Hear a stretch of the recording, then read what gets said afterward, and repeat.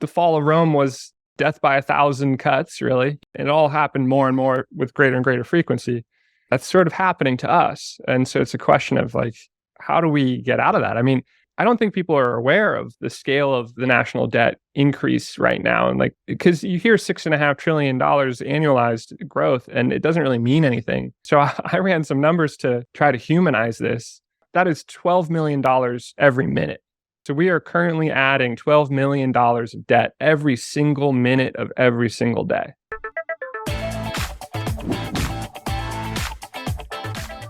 Hey, so let's just start off with some like current events here, because I'm flipping through my Twitter feed, and the buzz right now is this SBF Caroline news, where evidently they were conspiring in 2021 to keep the price of Bitcoin below 20,000. They were taking all of the customers' Bitcoin deposits and selling them into the market to try to keep the price down. What are your thoughts? What the heck? There was Caitlin Long had said, I'm sorry to go on because I really want to hear your thoughts, but Caitlin Long had initially said shortly after the FTX blow up that she thinks that the price targets of in excess of 100,000 would have been achieved if the FTX blow up didn't happen. And now it seems like now it's getting more granular through what's coming out in the courts, that is not just highly likely, but almost like absolutely likely that they were able to suppress the price based on the amount of Bitcoin they were squatting on. Yeah, when that came out, when FTX imploded a year ago, and it turned out that they had $1.4 billion in Bitcoin that they owed on their balance sheet that they didn't have. So that was paper Bitcoin, right? They had a $1.4 billion obligation that they could not fulfill because they were out of Bitcoin. They sold it all. That amounted to 80,000 Bitcoin that their customers thought that they had, that they didn't have anymore because of this paper Bitcoin rehypothecation that had happened. And so that meant that during that period, I guess in the year before, FTX had been creating paper Bitcoin, creating Bitcoin that didn't exist, double claims on the same Bitcoin, to the tune of, so 80,000 Bitcoin is a quarter of all the Bitcoin that had been mined in the prior year.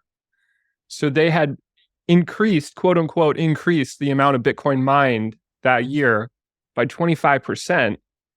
And no wonder we didn't go higher, because that fake supply was going out into the market, meeting real demand and causing the price to not go up as much as the supply shortage of the post-halving bull market, quote unquote, should have allowed. And so I think that finding that out right now, that is in fact, according to Caroline Ellison, what was happening, is kind of just vindication of all of our frustration with FTX a year ago. And that's just from the Bitcoiner point of view of people who didn't have any funds on FTX. And if you did have funds on FTX, you're a whole order of magnitude more mad about the shenanigans that were going on there. I guess the cause and effect, right? So that was the effect, but the cause, as we look towards the future, is, have they compressed the spring of price action as we prepare for this next cycle, next halving event? In that, I'm curious, as you respond to that, because there's a lot of debate around, does the halving even matter anymore? And I'm kind of curious to hear some of your thoughts on that. Yeah, I love this topic because I will go to bat for the halving all day, every day. I think that the halving still matters very much. I think it's actually a misconception that people make that relative to traded volume per day, the halving doesn't matter, because there's $12 billion of Bitcoin traded every day recently. And the halving, the impact of the halving will be $30 million per day of new supply issuance suddenly not being there. And so that you look at those two numbers and you think, well, this doesn't matter at all.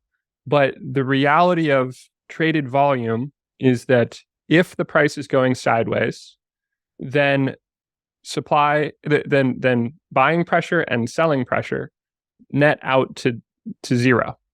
That is what happens if the price of a commodity goes sideways. You have price supply demand price equilibrium, and that's what we always have in the year or so before the halving. The price finds its equilibrium point, and then forget about the $12 billion of traded volume. It nets out to zero.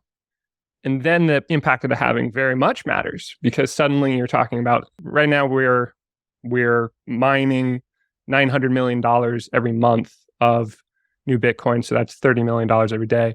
The impact of the halving will be half of that. So $450 million short every month of Bitcoin that is being created right now every month, but in 6 months it won't be created. So $450 million shortage, so $15 million per day.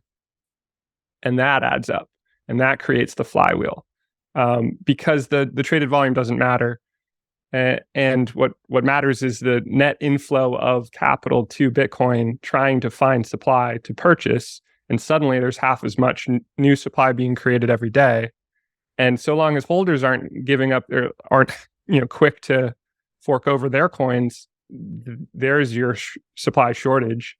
There's the tailwind that creates the flywheel of a bull market that turns into a bubble and crashes, but then we set a higher base. That's the story of Bitcoin.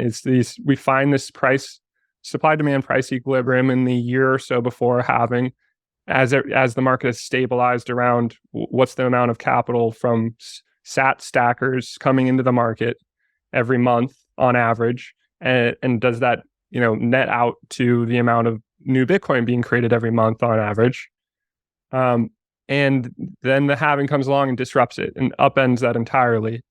So, I think that it's even clearer this cycle that the conditions for a post-halving slow but sure bull market are there.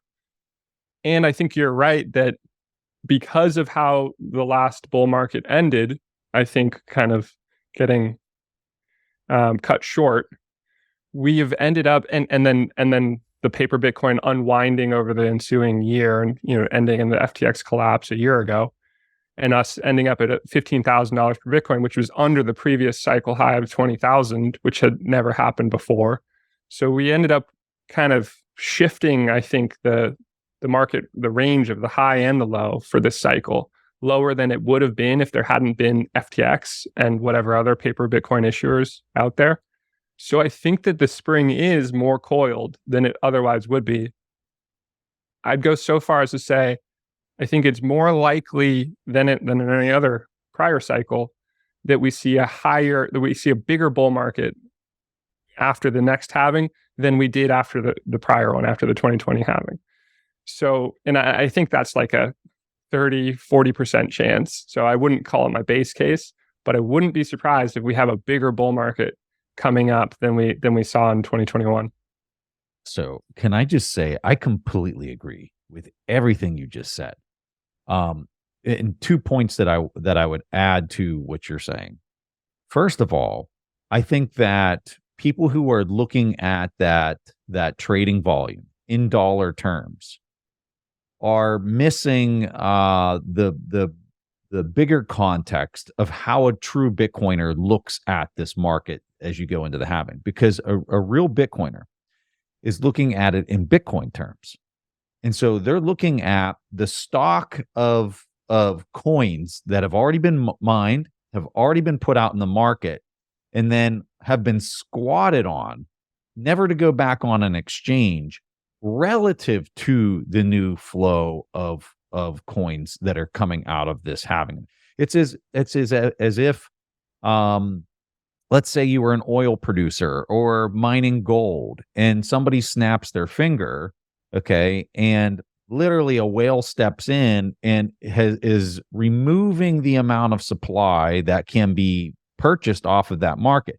But here's where it's different in Bitcoin than that scenario that people can wrap their head around. They can see real fast why the price would go higher in that scenario where there's only half as much, regardless of how much the commodity manufacturer works harder, they still can only produce half as much as they were before you snapped your finger. The reason why this is different is because everybody that's a hardcore Bitcoiner that's squatting on a tremendous amount of these coins outstanding, they're looking at it through the lens of this is going to become the new global settlement layer. And if the price goes to 500,000, name it whatever high price you want in dollar terms, a Bitcoiner is saying, yeah, it's only getting started at 200, 300, 500, a million. It's only getting started because in dollar terms or in fiat terms, it's literally going to go parabolic to infinity in Bitcoin terms. So they're not going to step the hardcores that hold a majority of the stock, right? We refer to them as the psychopaths. They're not putting it back on the market. And if anything, this last cycle going through the FTX debacle, and you can see this like with on-chain data, the coins aren't moving. The hodl waves, right? They're stronger on this cycle than they have ever been in the history of Bitcoin's existence. And like, what the heck do you think is going to happen when it's at 200,000 or 300,000? They're not selling at all. They're doubling down at that point, which is so different than commodities. Which is different than commodities, right? And there's an additional layer of like spring compression that's going on too, because the amount of Bitcoin on exchanges is being drawn down. And it's specifically being drawn down by the quote unquote shrimp, those small holders, as defined by what Checkmate has put out with his research of small holders have been stacking more than the amount of Bitcoin being mined. And this is really important because this is so different than anything that you see in any other market, right? When the price runs, the smaller holders are taking their gains because they know there's going to be this balancing net effect where more producers are going to come online, fill the void, and they're going to suppress the price through that oversupply because the supply is not truly scarce like it is in Bitcoin. But here, that dynamic of the small guy coming up with the small amount of buying power and buying up as much as they can, you don't see that anywhere else. And we know it exists because we can look at the on-chain data and see it. That's just so foreign to how people are used to looking at markets. Like, you in no other market do you have this kind of visibility, absolute transparency about who owns what, and also what's coming ahead in terms of changes in supply issuance. Like that's unreal to be able to point forward in time 6 months and say, well, there's going to be a drop in issuance in exactly 6 months, and it will be permanent and completely indifferent to our desire to create more Bitcoin. Deal with it. Yeah. If I was going to summarize it to somebody on Wall Street that's listening to our conversation, I would say the thing that people don't understand is that the people that are squatting on a majority of the coins that are already in existence, they're not selling no matter what. And when it goes to 100 to 300, their conviction hasn't just doubled; it's probably quadrupled that they're right and they're going to continue to be right, and they're not selling no matter what. And that's just so foreign, I think, to any other asset, just totally foreign. It's what like Paul Tudor Jones has keyed in on too. Like Paul Tudor Jones, Bill Miller, Stan Druckenmiller, they're excited about that fact about Bitcoin. Looking at the prior bear market, they noticed that 86% of people didn't sell their Bitcoin through a massive 80% drawdown. And that's conviction that doesn't exist anywhere. It doesn't exist anywhere. They saw that. They were like, all right, we're going to position for the next bull market. They did that very successfully in 2020. And just this week, Paul Tudor Jones has come out and said that, Bitcoin's going to be a larger percentage of people's portfolios than they're currently thinking. Yeah. I think if I was going to say one other thing that I think people on Wall Street don't get, it's on the mining side, Moore's law benefits the newest entrant, right? When we look at like business in general, like the person who has the first mover advantage is typically how things work. In this space, if you buy the newer rig that has faster processing, like you're the one with the advantage as long as you can go find cheap electricity, right?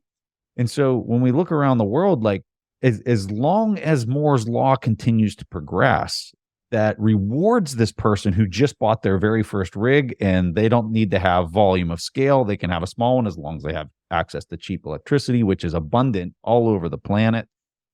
The network's going to continue to be secured. There's going to continue to be miners there that are extracting Bitcoin and processing transactions. And I think there's another thing that's heavily lost upon individuals that are just looking at it and saying, "Oh, well, it's a Ponzi scheme. It's going to eventually collapse." That like, it's just so far from the truth.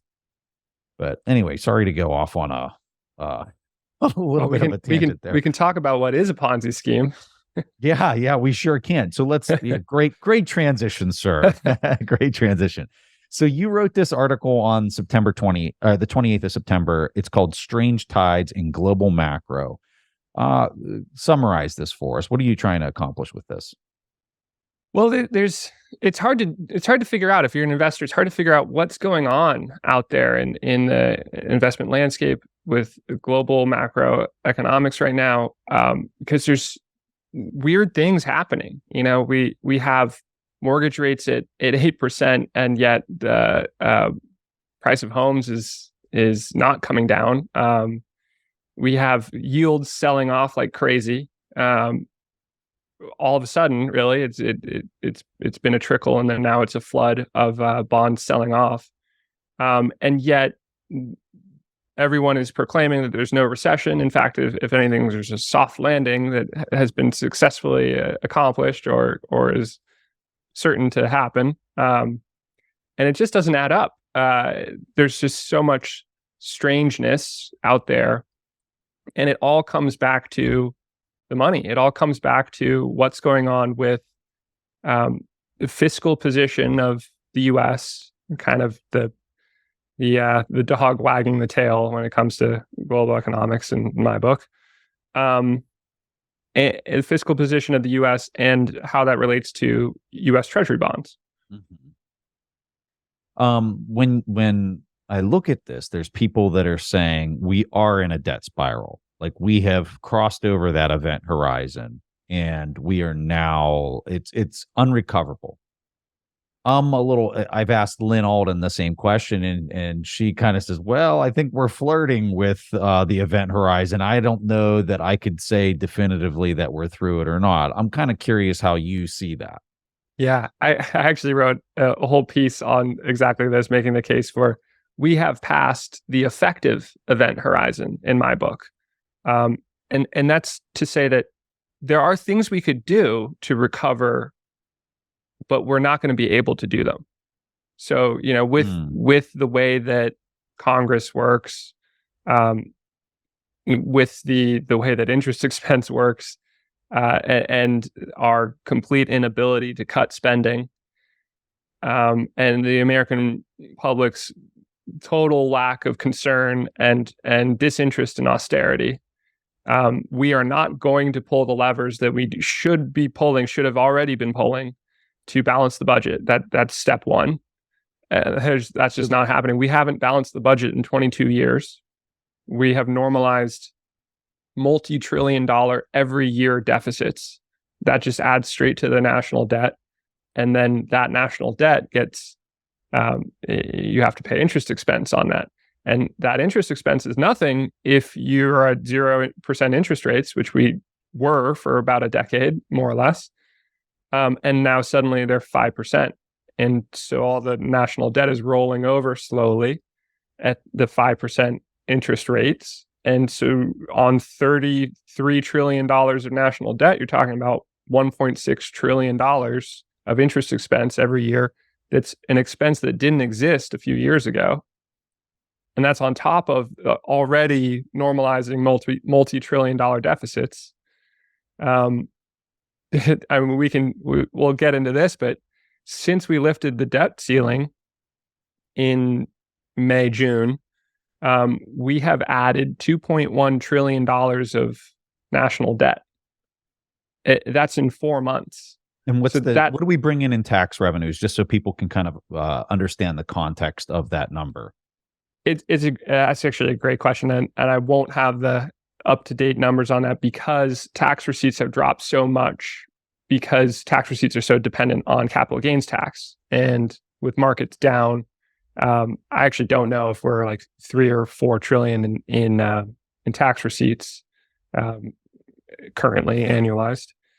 I think that's the ballpark figure that they're going after. Somewhere between 3 to 4 trillion is what they're trying to raise through taxes. And then when you look at last year was kind of a gangbuster year, mostly because of all the proceeds that were captured from the gains on stocks. This year, from what I'm reading, they are not just like slightly off of last year's numbers, but like aggressively off of last year's numbers. Yeah. And when you say the interest expense, like we're getting to a point where just the interest expense alone is starting to creep up on the amount that we're collecting collectively across the whole country. And just for people to visualize how insane this is, think about all the tax receipts they collect from a company like Apple and Google and like these big players. And just to service the interest, we're approaching that number. Like it's that insane. I'm sorry to interrupt you. Keep going. I think these numbers are good for context, though. It's such a helpful way to think about, like, that's the absolute event horizon. That's the speed of light event horizon. When you suddenly pass interest expense being more than your tax receipts. There's no way out then. Like you're done. But I'm making the case that we've passed the effective event horizon. We're not.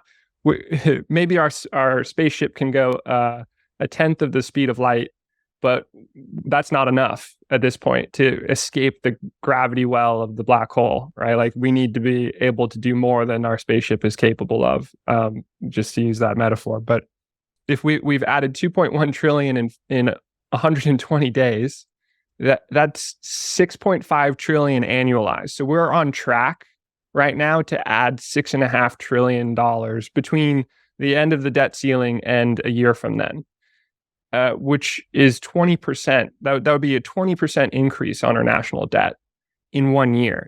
It took 225 years for the U.S. to add $6 trillion of national debt, and we're going to do that in a year at the current rate.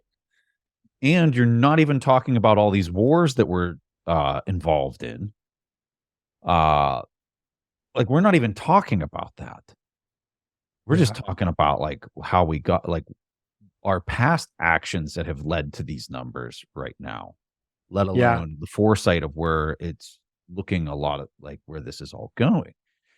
And I think that's one of the fallacies of like of when it hits the fan. Like people assume that it'll be one thing at a time and you can handle one crisis at a time, but no, it hits the fan all at once. And the fall of Rome was death by 1,000 cuts, really, and it all happened more and more with greater and greater frequency.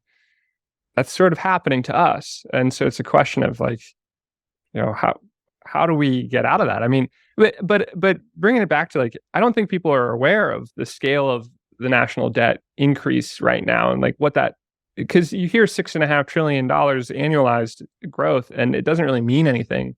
So I ran some numbers to try to humanize this. And first of all, that is $12 million every minute. We are currently adding $12 million of debt every single minute of every single day. We're consuming $12 million worth of energy, more than we produce. And the expectation is, don't worry about it, our kids will pay for it. And that's pretty messed up too. But to turn this into a human scale thing, I ran the numbers on like how many new retirees are there every day? There's 7,000 or so, 7 to 10,000. And if you were to take the money that we are adding to the national debt right now and instead distribute it to new retirees, it's your last day of work, you've worked hard, here's a gift from the government. How big is that check? It's $2.5 million. So instead of when you retire, going home with a $2.5 million check from the government, that money is being spent on your behalf on who knows what, and you're not seeing the benefit of any of that. But your kids have to pay for it. Unbelievable. So in short, the event horizon has been breached simply because human nature is going to prevent austerity and any type of logical pain now with benefit later decision making in order to rescue the path that we're on. Okay. In your article, you talk about the Japanification factor. Explain what you mean by this. I think a lot of people are confused by how Japan was able to have such a massive debt to GDP for as long as they did. And, if they were able to basically deal with that since 1990 till now, why can't the U.S. deal with something like that until now? Just kind of give us a little bit of context behind that. Yeah, so Japanification is this concept of when a government is issuing securities, issuing debt, and the market doesn't want to buy it because the market doesn't find it attractive. Then the central bank or some other arm of the government steps in to buy that asset and put it on their balance sheet. And the way they do that is by issuing more money. So they're creating a blank check to hand it to the person who's trying to sell that bond, and saying, "Here you go. Here's the money that it's quote unquote worth, even though you couldn't find a buyer, and I'll buy it."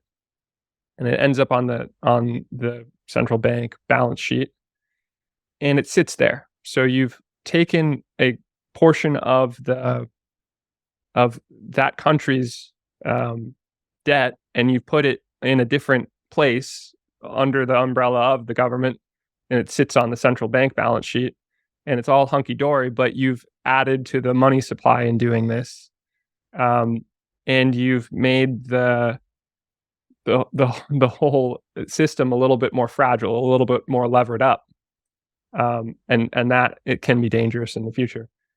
And I think it is a mystery, like, how has Japan been able to do this for 20, 30 years without it seeming to have mattered?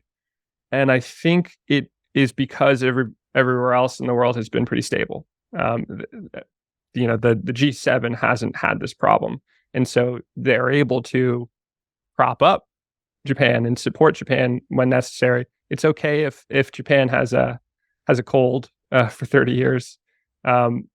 The rest of the global financial system is still humming. But when everybody gets sick together, then it's not really possible for the G7 to support the G7 because everybody has this problem. And so that's the new phase that we're entering here, where Japan may have been able to limp along for 20, 30 years with this central bank balance sheet expansion, but the G7 won't have that luxury because there's nobody supporting them. There's nobody stepping in to provide stability and a healthy balance sheet. This is all we got. And so I think that time frame will be significantly compressed. Maybe we're talking 5-10 years. Maybe it's 15. We probably already started the clock on it, so we're a few years into this issue. And what I wrote about is the Treasury sort of back channeling right now that they're planning to start buying Treasury bonds and putting it on their balance sheet in 2024, which hasn't happened in a few decades. And I think the subtext there is that with the bond yields soaring, that means bonds are selling off. The Treasury is realizing that suddenly these instruments are not attractive to the market, and they need to step in order to provide some stability. And suddenly you're on the same track as Japan, though they've been doing it for 20 years longer.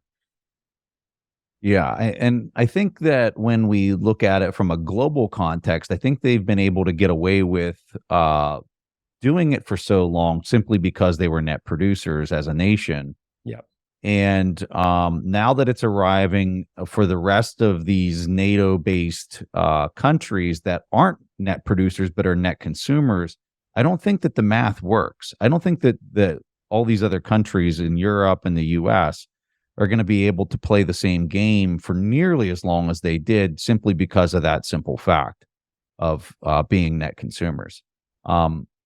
Yeah, it's getting wild. So Yellen came out today and had an interesting comment that she said the interest expense, which we were talking about earlier, is only going to be 1% of the GDP. This is wild to me, because when we look at the math today, right now, with where it's at, where are we at? We're like at 4 or 5% of interest expense to GDP. So for her to say that it's going to be 1% for the coming decade, or that they're going to be able to hold it at 1% for the coming decade, the only way I know that they could do something like that is with yield curve control. It would be expanding GDP to a way higher. I mean, they'd have to quadruple it, the GDP, while holding rates steady, or conduct yield curve control to drop it down significantly from where we're at right now, or kind of a function of both. And I think that that's probably what they're going to attempt to do. But what I think isn't discussed in all of that is, what's the actual impact of not just continuing these policies, but like 5xing or 10xing the magnitude of these policies? Because that's effectively what she's saying they're going to do. Is they're not doubling down, they're going to 10x the policy implementation. And I mean, I have some opinions on what I think the policies are actually doing to society, but I'm kind of curious to hear your thoughts of, like, what does a 10x on these policies do to society as we know it, assuming Bitcoin doesn't scoop in and rescue free and open markets? Yeah. Thank God for Bitcoin. Thank God for Bitcoin. It's the only thing that the only lifeboat that is around. It's the only thing that makes sense. I think that it's more of the same. I think it's just an increasing frequency and frenetic energy around the just clown world financial markets that have developed over the last few years in particular, where, you know, they have this conviction that their Keynesian policies are the right way to go. You know, it's like modern monetary theory got in their psyches and as a solution, and has stayed there, even though it's not talked about anymore because inflation wasn't transitory. Yeah, so like if they pursue, they only have a few levers, and they're going to pull the levers and say that this will solve it, because the alternative of like looking into the abyss is just untenable. It's so scary. So they're going to convince themselves that they can just stimulate their way out of it, really, is what it all is going to amount to. And we know from history that every time that has ever been attempted, it just increases the amplitude of the problems until eventual default. Yeah, reset.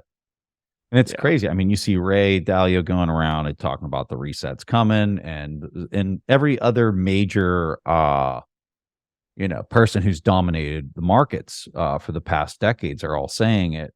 I talk about how I think that it's going to just continue to obliterate the middle class and mid and small cap companies, in that they just cannot possibly compete, because as they do this influx of capital, of freshly printed fiat into the system, it just gets shoved immediately into the hands of the dominant players, and they dominate even harder than they have been dominating.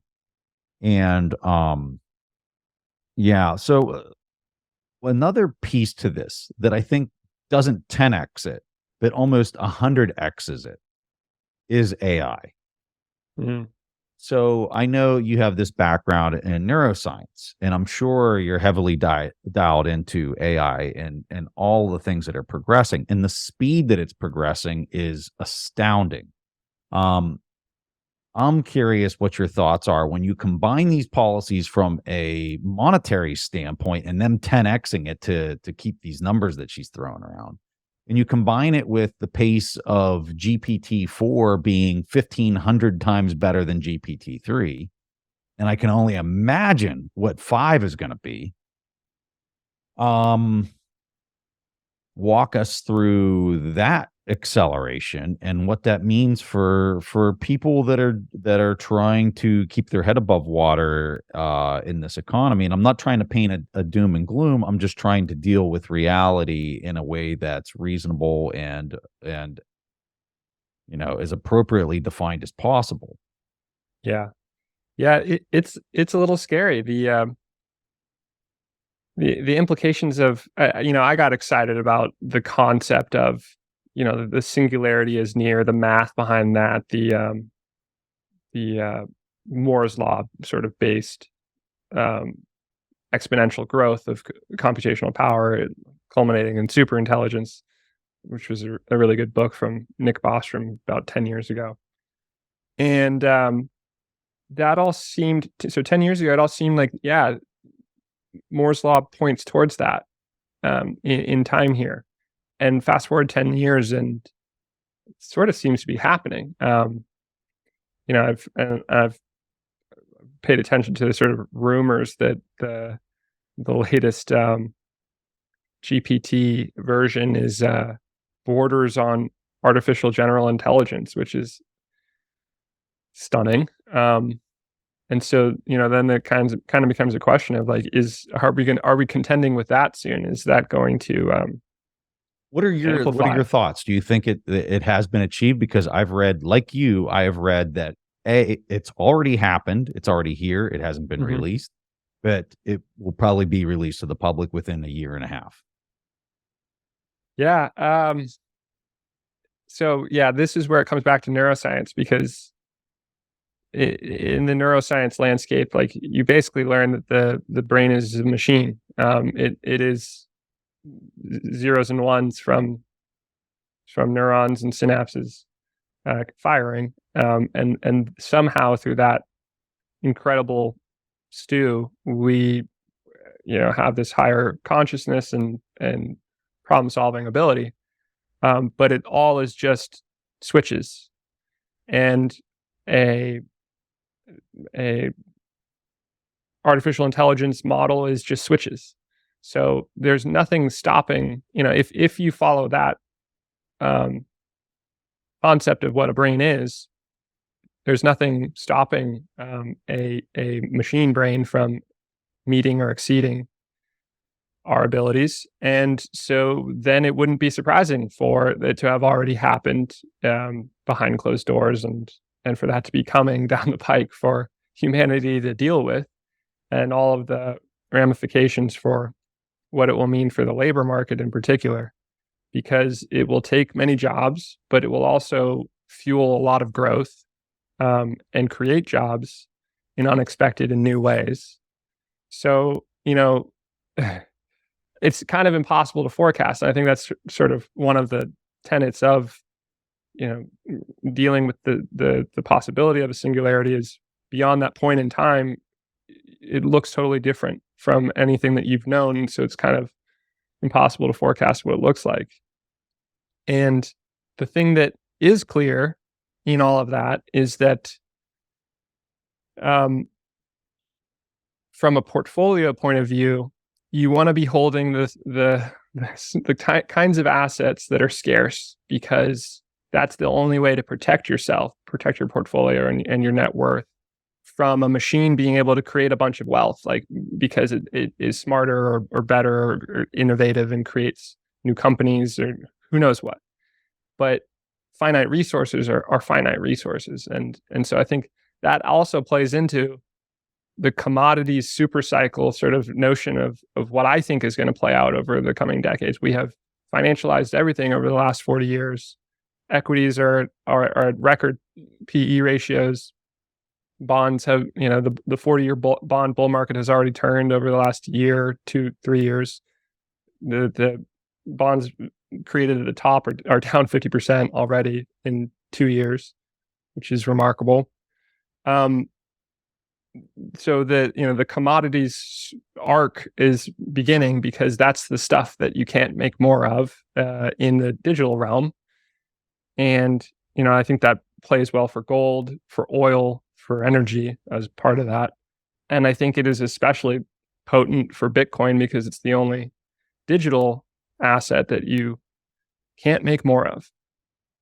It almost seems like if we were going to go back and replay, time, that if Bitcoin wasn't invented and AI became this prominent player and it's hyper intelligent beyond even our comprehension. I mean, some of these things that you watch on YouTube with respect to AI it just makes your mind run wild. Where it's like, well, if we could code in a more efficient language, why wouldn't these AIs basically create a whole different language so that they can program in and be more efficient to process the ones and zeros, and we wouldn't even understand what and why they're doing it and what their actions are in this hyper intelligent setting. And it's almost, if AI happened before Bitcoin, that the AI would have to find a way to create money that couldn't be debased, and it would discover Bitcoin. Yep. Almost in that these two technologies go hand in hand with each other like peanut butter and jelly. It's just kind of wild. It's a wild thought experiment. There's no question in that. It's just me kind of pontificating about some of the wild stuff. No, yeah. And this reminds me of a philosophical conversation I had with a Stanford friend of mine who is he got a master's in computer science at Stanford. And our debate is what matters more, Bitcoin or artificial intelligence? Like, what's a bigger economic trend? And I really waffled on that for a while. I've spent a lot of time thinking about it. But I think it's that Bitcoin is the bigger trend because that is the foundation of an economy. And artificial intelligence is a massive amplifying tool, but it's not the very foundation of value. And so I think that Bitcoin it will benefit massively from the development of intelligent machines seeking a good money to transact in and also store value in. And all of the productivity gains that will come from artificial intelligence will end up impacting the value of the foundation of money that all of that is built on. So it just kind of takes me back to a philosophical conversation that we were having at the Stanford campus a number of years ago. It's in harmony with nature itself, and if we're dealing with something that's way more intelligent than something we can understand, it to me it only makes sense that it's going to seek cooperation with its other AI models, and it's going to have some type of trusted or removing any type of trust so that it can settle the processing requirements and energy requirements between its various AI models that it's seeking cooperation with. Jesse, so it's interesting. Today, I saw an announcement from JP Morgan that they're launching the tokenized collateralization or collateral network, where they're going to basically tokenize securities so that they can exchange with each other. And they tons of blockchain this, blockchain that.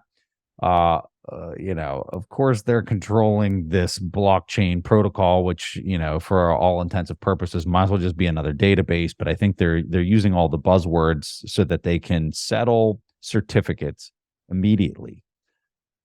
This is interesting. And this is interesting because it really takes the wind out of all these other blockchains, in that you have the SEC for the last year and a half just clobbering exchanges that are dealing with altcoins to make it very clear that they view those as securities. Only for JP Morgan, and I guess BlackRock is heavily involved in this announcement of this tokenized collateralization network. And it almost seems like they were forcing everybody that had a head start on this for them to catch up and to use their centralized ledgers to create digital tokens of securities so that they can pass them around amongst each other. For somebody who's not intimately familiar with this and saying, whoa, this sounds like this would be a concern to Bitcoin, explain to people why it's not. And then also any of your thoughts on all of this craziness. It's great you keyed into. I actually didn't even hear that announcement. I'm not surprised at all. It makes total sense. Of course, it's happening. What you keyed into is that it removes the need or the value proposition for so many of these crypto platforms, which are fundamentally like controlled by a leadership team, which means it's a company that is saying, here's the protocol for how we're going to exchange value digitally on our network that we control. And so ultimately, in all of those scenarios, you have a trusted entity at the heart of it. Mm-hmm. But these trusted entities to date have been shitty little crypto startups, or VC funded dreams.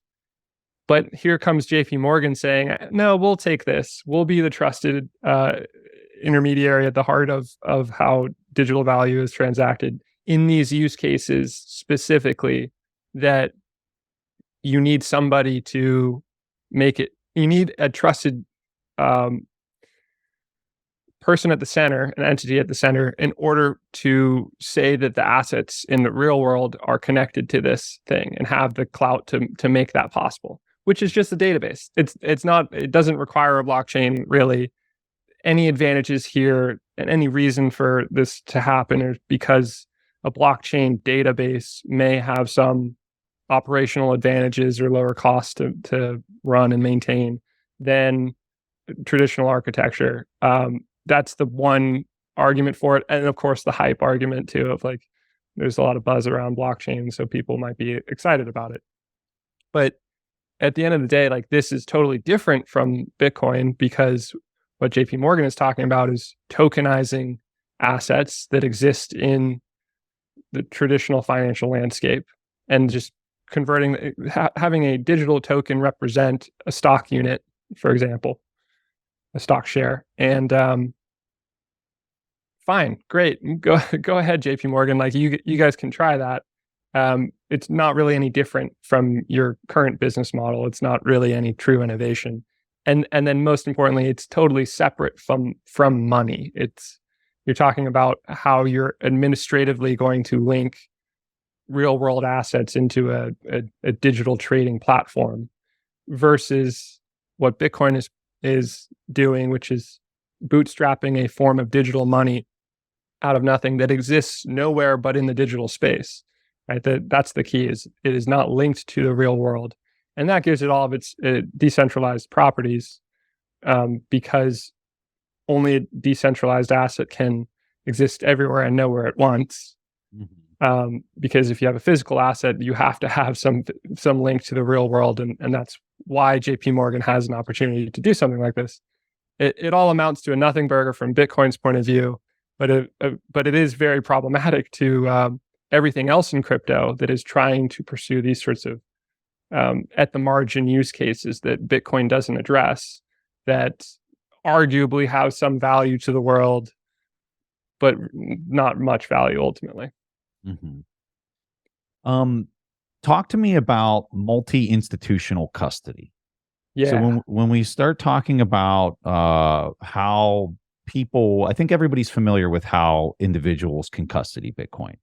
I think a lot less people are intimately familiar with organizations custodying Bitcoin. So like, you got MicroStrategy, they're custodying Bitcoin. They're using a solution, and I don't think they're very public about how they go about that. But if a company or an organization wants to buy Bitcoin and custody it, you now have to go through some type of structure, multi-key management, to custody this. How do you see that evolving moving forward? Because I think this next 4-year cycle, I think people are going to have a big choice on their hands. They're going to either buy an ETF and outsource all of that and trust that whoever they they hire to do that they're going to be good custodians of their coins. And then on the other hand, I think you're going to have organizations that truly understand the value prop of holding their own keys, and they're going to have to do some type of multi-institutional custody solution for this. So explain this to us? Yeah, absolutely. I think we have just entered a very exciting new era for Bitcoin custody, the multi-institution custody era. To date, your options have been limited to you either do self-custody or you do third-party custody. And there's pros and cons with either, right? So with self-custody, you don't have any counterparty risk. And it's excellent security. If you set it up right, it's fantastic security. The cons with that are that you have to, it's challenging. It's technically a little bit scary. And it requires like perfect security indefinitely into the future for how you're storing that material. And that's also kind of a non-starter for institutions, because it requires a whole new skill set of who's going to hold the keys. If you have an investment committee of 7 people, what one person has unilateral control over the Bitcoin that organization is holding? How do you have to set up processes and new operational setups that are daunting. So that is kind of a non-starter and forces a lot of people, a lot of high net worth individuals and institutions and corporate treasuries to default to the other option, which is third-party custody. So you're just going to trust somebody who says, I'll take care of it. I'll hold your Bitcoin. I'm really good at it. And, like the largest example of that right now is Coinbase. They do this for a lot of entities. Like the new BlackRock ETF calls out that Coinbase will be the custodian for all of the Bitcoin that sits there. And that is easy. So that's a pro. That's helps a lot when you're thinking about getting a Bitcoin allocation and you don't want to set up self-custody. Makes it very easy to do third-party custody. And in theory, they're experts, right? So you have this kind of weight off your shoulders. They're like, okay, an expert's taking care of it. But it introduces some very unattractive risks, some big counterparty risks. And what we've seen is that those counterparty risks are very real. FTX, which we talked about already, they said that they weren't rehypothecating Bitcoin, but they were. And as a result of that, plenty of customers who thought that they had Bitcoin sitting at FTX didn't at the end of the day, and now they're out of luck. More recently, we saw Prime Trust and Fortress Trust have problems. They mismanaged a wallet in one case and got hacked in another case and lost customer funds. So the track record of single institutions serving as custodian is not very good in the digital asset space. And what's really exciting is that multi-institution custody kind of takes the pros from both and minimizes the cons from both forms of custody. And the way it works for a simplified setup here is it's a multi-sig vault where there's 3 keys that control the assets in the vault, and any 2 of the 3 keys need to sign in order to control the funds. But so this is like self-custody. You could have self-custody multi-sig set up. You could do it with collaborative custody where somebody else holds one of the keys. But with multi-institution custody, 3 different institutions hold each of the 3 keys. And then the end client, has full control ultimately over the assets in their vault, because they direct the key holders to move the funds. And each of the key holders does not have unilateral control over the funds in the vault. They need 2 of the key holders to sign in order to move the funds. And the only person who can authorize that is the end client. So in that way, multi-institution custody minimizes the counterparty risk while having the maximum security of not only multi-sig vaults, but also, expertise in managing cryptographic materials that custodian companies have. And so that is, I think, a key ingredient for unlocking all of the capital that has yet to come into Bitcoin. We're still so early in the adoption curve. We're so early in Bitcoin as an asset. It's only a $500 billion asset. What we're talking about is tens of trillions of dollars of capital sitting in other store of value assets currently, realizing that, I don't think that bonds have a pretty outlook, or, stocks are at an all-time PE ratio. Maybe I should shift into hard assets like gold or Bitcoin. Maybe this increasing scarcity function of the halvings is going to be jet fuel for Bitcoin. Maybe that's the winner, the fastest horse this decade. Maybe I want some of that. There's tens of trillions of capital that I think will make that choice and have to figure out how to get into Bitcoin and hold that Bitcoin on their balance sheet in a secure way. And the current options of self-custody, it's a non-starter for institutions and high net worth individuals. What billionaire really wants to set up a go buy some hardware wallets and set up their own multi-sig vault and try not to lose, the key material that they have never ever dealt with before, and so it's not, part of their competency. To date, the option has been go to Coinbase, and Coinbase will take care of you, and they probably will. They've done well so far. But there's the FTX example, the Prime Trust example, the Fortress Trust example, and many others, where having a custodian that has unilateral control over your funds can cause problems. Now, this multi-institution solution, which is different from how custody can be done with any real-world asset. This is a really kind of exciting thing about a pure digital asset that's a bearer asset like Bitcoin. It makes it possible to have a superior form of custody that has all the advantages of multi-sig custody and removes almost all of the scary factor of how am I going to set this up? Do I know what I'm doing?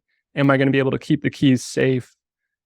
Because you're now entrusting institutions that's their entire business to do this for you, and no one of those institutions can do anything without your direction, because that's how this model works. So it's a very exciting new development.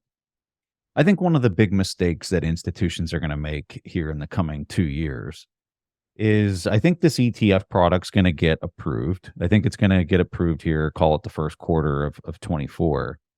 A lot of them that have been wanting exposure but have lacked the technical competence to do what MicroStrategy did, and just kind of want a turnkey solution, are then going to go and buy this ETF as if it's a marketable security that they stick on their balance sheet, only to find out that as the demand for Bitcoin as a payments technology picks up all around the world, because they're dealing with currencies that are being debased by 10 to 20% annually, and maybe even more in a lot of countries, they're going to find out that the demand for Bitcoin as a payments technology is going to open up this really unique opportunity for people that are entities that are actually holding their keys to open channels on layer 2 to collect routing fees with these Bitcoin that are just sitting there in a treasury.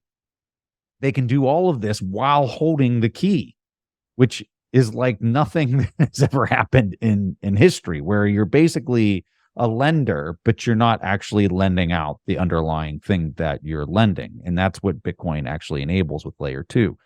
So you can collect this yield. You're still squatting on the key. You haven't relinquished control of the key. And for everybody who used this turnkey, outsourcing somebody else to do all this for me, so I'm not even holding the key, ETF vehicle, they're going to totally miss out, or they're going to have to sell that position, realize a tax event to transition into physical Bitcoin to hold the key and collect some type of interest for routing on layer 2.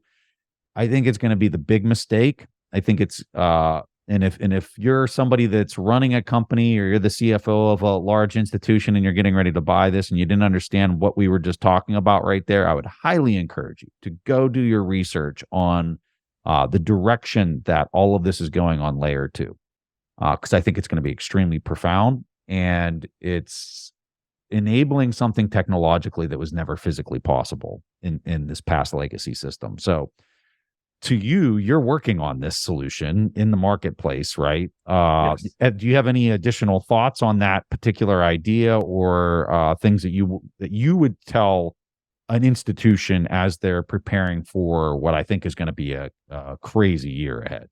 Yeah, absolutely. You're dead on about how, like, if you're trusting the BlackRock ETF or any of the other ETFs, there are hidden provisions in there that make it so you could be left holding the bag at the end of the day. And that's besides the fact that in the BlackRock setup, you're trusting BlackRock as a counterparty. They have to stay in business. They have to not get in trouble. They have to not get hacked. And you're also trusting Coinbase as their outsourced custodian. You're trusting that they're not going to get hacked, that they're not going to get turn out to have rehypothecated and like FTX did and be exposed. And both of those are kind of black boxes. And both of those are subject to, the very scary possibility of the government decides it wants to nationalize some Bitcoin and take your Bitcoin. Those are risks. And when anybody is considering any options for, how they should get exposure to Bitcoin, you need to make sure that you're leaving it open for the future to take in-kind redemption, to take your Bitcoin out of whatever vehicle you're participating in, so that you can participate in layer 2 or Bitcoin lending or whatever. And part of that is to not have a taxable event when the time comes, because if you're in GBTC, you're not allowed to redeem your Bitcoin. The only way out is to sell your shares of GBTC into dollars. That's a taxable event. Then use those dollars to buy Bitcoin somewhere else. So you just lost 20, 30% of your Bitcoin stack because you had a taxable event. So, if you're getting into the space, if you're starting your allocation, make sure you're starting in a place where you can eventually take self-custody if you want, in order to do all the wonderful things that are possible with Bitcoin. And yes, that is kind of the core idea of what we've been building. I've been working on for the last year with OnRamp, is all about setting up a Bitcoin asset management platform built on multi-institution custody. So that's what we've been focused on, and I think there's going to be other people that do this too, and I encourage people to lean into learning more about multi-institution custody, whether at OnRamp or anywhere else, because I think that if you've been on the fence about how do I get Bitcoin the right way, how do I get started the right way, self-custody is too scary. I don't want to trust BlackRock or Coinbase or whatever third-party custodian. I don't want to leave my funds on an exchange. This new type of custody model is the solution for unlocking access to Bitcoin for a lot of people. And so, whether it's through OnRamp or any other of the multi-institution offerings, that is a big trend that I think will be a big tailwind for the next bull market, as capital is trying to get into Bitcoin. And suddenly there are better ways to do that than there used to be. All right, Jesse. So if we have any CFOs or individuals that are hearing that, they want to learn more about you, what you're working on, or just reach out to you on Twitter or whatever, give people a handoff where they can learn more. Yeah, awesome. So you can go check out more about OnRamp and our version of multi-institution custody at onrampbitcoin.com. And you can find me on Twitter, Jesse Myers, but my handle is at Croesus underscore BTC. So that's CROESUS underscore BTC. And yeah, those are the two places you can find me. You can also find these articles we talked about at onceinthespecies.com. That's my weekly newsletter. Which is phenomenal, by the way. Highly recommend. Thank you, Preston. Yeah. We'll have links to all of that in the show notes. Jesse, it is such a pleasure chatting with you, and I just appreciate you making time to come on the show. Awesome. Loved it. Bitcoin solves gold's fundamental flaw, which is that it is always vulnerable to the state. Because Bitcoin has no instantiation, it can live without the state. It does not depend on any institutions. That, I think, is why ultimately Bitcoin wins.